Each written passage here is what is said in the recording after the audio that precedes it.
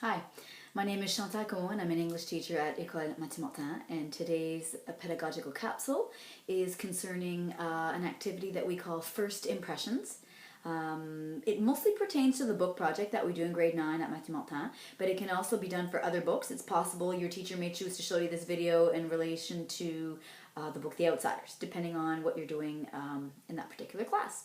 So first impressions, this is true for when you meet someone new or when you watch a movie or when you read a book. So we're asking for you people to describe and give us an echo of your impression of that person, and this should be done or could be done within the first, I don't know, 5 to 20 pages, depending on how your book is organized.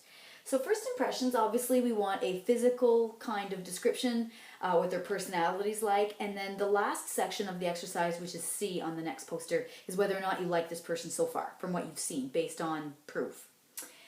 So the main character, physical traits, this little 4 in the bubble means it'll probably be about 4 lines long, and we're also looking for 4 ideas.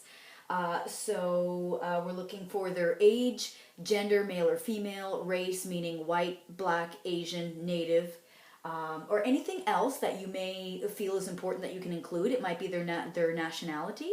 So if they are from Ukraine, they are Ukrainian, Canadian, American, etc. And some of these things are not obvious. You're going to have to read between the lines. It's the same thing with the next section as well, the character description, which is probably going to be about 8 lines. You see a little 8 here. Same idea, you might have to read between the lines that the person is two-faced or hypocritical. Sometimes it doesn't say directly on the page written in black and white. So you have an option here. You can do as the poster says, or you can do 3 character traits with proof. Your teacher should specify for you what you guys will be doing this semester. So I'll be explaining according to what I think I'm going to be asking mine to do. So the first slice or the first section is a general kind of description. So what the person values, what their habits are, kind of in a general sense, and then more specifically with a character trait, an adjective with proof and an explanation. So overall, this is the same amount of work as if by default your teacher asks for 3 character traits with proof. It comes to the same amount of work. We're going to be seeing a few examples once we look at the second poster. So physical description, what they're like, personality, and then the last slice is whether or not you like or dislike this person so far. And of course you have to justify and explain and give proof from the book, like you do with all of your classes, all of the development questions. You need to make sure that it's based on something. And then you give 2 reasons whether you like or dislike, and you must choose one or the other. So let's say here I have down, I dislike the main character because she is a bully. The first reason, this would be the first reason, and we see this in chapter 3, when. Then you would continue by saying the second reason why I do not like my main character is because. You explain, and then you say, as we see in chapter 7, and then you give your proof from there. So I went into my files and fished out 2 examples, so I'll be reading them to you to give you a better impression. And of course your teacher will probably offer you some other samples as well. So if this is all you need for today, because you'll be looking at your own examples in class, thanks for listening, and this concludes the pedagogical capsule on first impressions. If you haven't shut off the video, now we're ready to look at a couple of examples. Here we go. So always physical, personality, and then like or dislike. Those are the 3 slices. Willow is a 12-year-old girl and she has long curly hair. It's 2 elements. My main character is also small compared to other people her age, and she currently lives in the state of California, which means she is an American citizen. So those are the 4 elements we're looking for. Actually, earlier I said it would be 4 lines. Sorry, the 4 on the poster was for the elements. This can actually be 2 lines. So if you see here, these 2 lines, it's all it takes to get your 4 elements in. Personality. Willow is, overall, her values, or anything else that you feel you need to say before getting to the specific personality. Willow is an orphan. Her adoptive parents died in an accident. She is highly gifted and pays attention to detail. She loves anything that has to do with plants or botany, and she enjoys discovering people's medical diseases. So this is an overall general description, and I believe highly gifted is a reference to the main character. This is a science fiction book, so that's important to know earlier, I suppose, or as we continue. Trait number 1, Willow is very intelligent. For example, in chapter 2, that's your proof. She says this to her kindergarten teacher, open quote, "The moon can't hear someone say goodnight. It is 235,000 miles away," end quote. So you have your proof immediately after. Great way to do that. Second character trait, Willow is a loyal person. For example, she says this about her friend Margaret moving to Canada, open quote. "Now on the rare times we correspond, she brings up things like a new sweater she got," end quote.